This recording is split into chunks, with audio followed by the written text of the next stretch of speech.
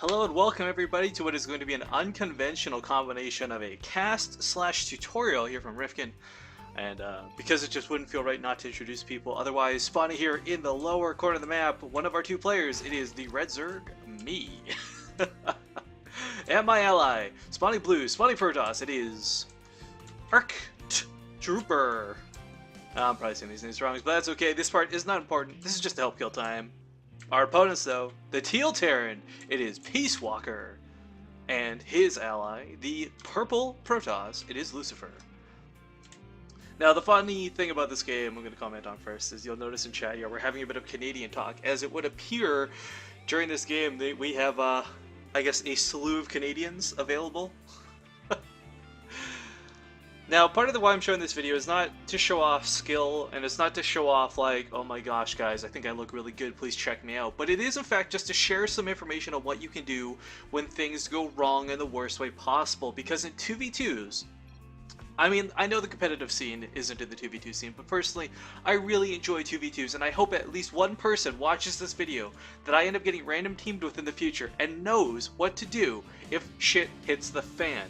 But what I want to talk about this game, I'll tell you right now, Purple is going to cannon rush us. And the thing is, nobody's going to catch this. We're stupid, my Overlord's out of position, I just barely missed the probe.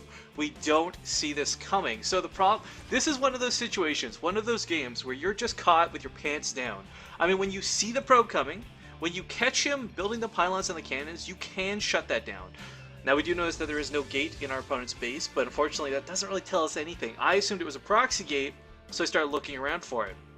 Because typically you'd see the pylon here with the forge. Now Lucifer, obviously having done this sometimes in the past, cheeky bugger did build his forge outside the base. And it's a really smart decision to do so because we cannot scout that. Now what's going to happen is here, yes, here we go, he's starting the cannons. And at this point still, we have no idea this is coming. I mean, this could not be worse. Because once that first cannon is up, this gets that much more difficult to shut down. I don't mean like, okay, you know, we just threw a couple extra lings at it. I mean, it is truly, truly difficult to shut down at this point. So, right here, I've set myself up. I've gone for nothing too untypical, 15 gas pool. This will allow me to get speed out to deal with anything like Reapers that I would expect to come from a Terran player in a 2v2 situation. Now, Reapers are going to be the choice, but they're not the chief concern, as the cannons are here. There we go. It is revealed, and now it's like, what can we do? Now, you can try and send some units at this early, but you'll lose a lot of your probes and workers in order to do so, so it's kind of questionable about whether you want to do that or not. Sometimes it's better just to keep your head in the game, keep mining, and maintain as many resources as possible, but with the cannons this close to the Nexus, it's not fun trying to have to do that. Now, I myself, I'm going to pause this for a moment. I'm left with a couple options here. I can either go super all in, pull all my workers, tell my ally to pull his workers, and hope that we kill these cannons before too much damage is caused. But if that were the case, Reapers would easily clean us up. Now, of course, at this point in time, my thought is not, oh my gosh, Reapers are coming. It is, we've got to deal with these cannons. So what am I going to do? I'm going to try and spread some creep. You know, spine crawlers, at least to prevent cannons from coming any closer. Then it hits me. I've got to deal with this or my ally is going to lose his nexus. Creep will not spread fast enough on its own. So I'm going to pull off a little trick here that I learned from casting pro players like Yun. And I'm going to wait for the creep tumor to come off cooldown, and I'm basically going to cancel the hatchery and jump start the creep tumor. This will buy me so much time. In fact, it'll buy me just enough time to get these spine crawlers where I need them in order to try and save and salvage this game. Now, a lot of players as well, I'm going to put this on pause once more. When you're in this situation, it's really easy to get distracted. Like, oh my god, I gotta deal with these cannons. These cannons are the only important thing in the game. Nothing else matters. I have to deal with these cannons. Wrong. You have to keep in mind, for your opponent to have these cannons, to have each of these cannons, 150 resources. Each of these pylons, 100 resources. You have to know that your opponent has nothing at home in order to pull this off. And that's going to be the case here for Lucifer. Now, he pulls off the smartest move humanly possible. And he does try to surround the cannon here, make sure I can't do any damage. But the best response to this is you already have Zerglings. Send them to your opponent's base. Sure, the Teal player might have a couple units at home to defend with, but for the most part, these probes are going to be incredibly vulnerable. So what's going to happen is here, yeah, I'm just going to start chipping away at these probes, do as much damage as I can. Now, I wasn't really paying too much attention to this, as again, I was focused heavily on the cannons. I was just moving, hoping to get as many kills as possible, and I luckily killed a lot of workers. As you can see here, oh, I guess I can't do typical replay features here. But okay, so that's been dealt with. I'm just going to leave my Zerglings. I don't care if they die at this point. I've lost control of the Queen. I wasn't paying attention, just trying to get the Spine Crawlers up. Now, you have to do 2. One Spine Crawler won't be, it just won't cut it. It will die to the cannon. Once you've got 2 up, you'll take out that cannon. This Spine Crawler will get away with barely any health, and I can resume playing. Now, I have a lot of resources because, quite frankly, I'm not paying attention. The Teal player, thanks to speed, is taking heavy losses. He had about 3 Reapers gone, sending 2 more across the field because he can't deal with Speedlings. Nothing in the game can outrun Speedlings on the ground, guys. Now, I'm taking out the pylons. You got to inch yourself forward. If you move a little too fast, a little too forward, you will lose these Spine Crawlers, and it's very important you don't do that. Now, unfortunately, my ally, he's got not a lot of resources. He's still building probes, and his Nexus is about to go down. At this point, a lot of people would give up. And even, he's going to say later on, like, I think we lost. But the reality is, if you keep your head in the game, if you keep playing smart, you've still got a chance to win this. Because if we look at the units on the field right now, I've not got a lot of workers. They don't have a lot of workers. I mean, Purple lost most of his workers. And at this point, you know, because I've got a bank, I'm going to send him resources because that's what needs to be done. Now, Reapers are coming in while I'm dealing with these cannons. I unfortunately should have been paying more attention to the Reapers and the cannons, so I will lose a couple workers here. But for the most part, again, these players, you have to keep in mind, for them to come at you this hard, they spend a lot of resources and a lot of dedication in order to get this aggressive move in your base. So we see Purple starting to recover, Chrono Boost helping a lot with getting those probes back out. And I'm left with 2 spines and some creep. Now, he's going to start cleaning up my creep, which is a smart move. I should have probably done this on my own. I wasn't really thinking of it, but obviously he can't build with my creep spreading all over the map. He's going to be out of the game for a little bit. Until this Nexus is up and running, these 3 Stalkers are all he has. He's effectively useless for the time being. So my thoughts are kind of, I've got to establish my own base, and I've got to try and carry what's left of this game. Now, that's not always an easy thing to do, because it is 2 players. Regardless of how good you are, the numbers are simply 1 versus 2. And there's a hell of a lot of Reapers coming my way. I don't know this, of course. My Overlords aren't positioned because I'm just completely bad at Zerg. But again, I'm going for that counter-offensive. I know I got to cause damage. If I sit here and play defensive, coming back from behind in a 1v2 situation, you'll lose that game every single time. So you've got to be aggressive. But you can't just be like, oh my god, move across the field, stupidly aggressive. You have to be smart aggressive. So I go to pick off the expansion. Meanwhile, I'm going to lose my own. I'll cancel it. So whatever, not a big deal.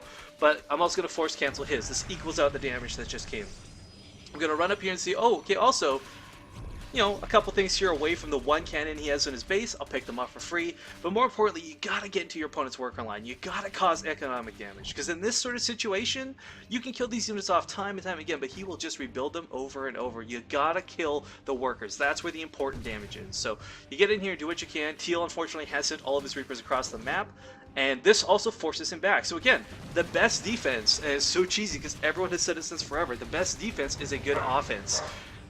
Sorry, I had to pause the game there while my dog wouldn't shut up. But meanwhile, the point is, it's brought him home. And this has bought me so much time. This has allowed my ally to also begin to rebuild. We check the units tab. He's actually starting to get himself back into the game. Purple, though, has a massive amount of workers, and more importantly, a massive income compared to the rest of us.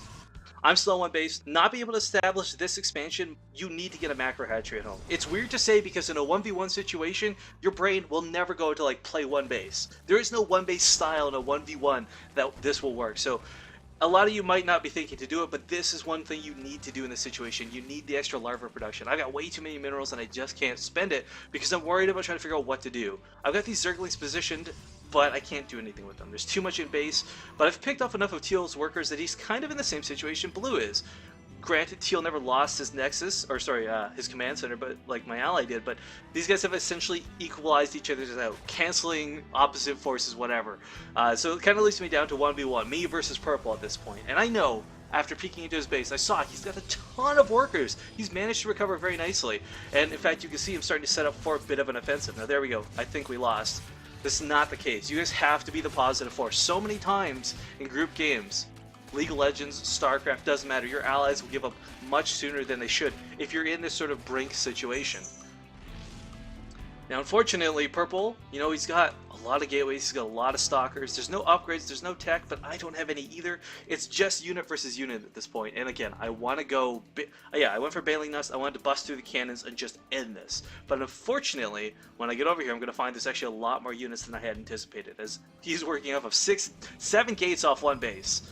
Now, That's not something you can sustain economically, but if you're in a situation where you've just been banking for a while, you can afford to do that. In fact, you need to do that. Same idea as getting the macro hatchery up.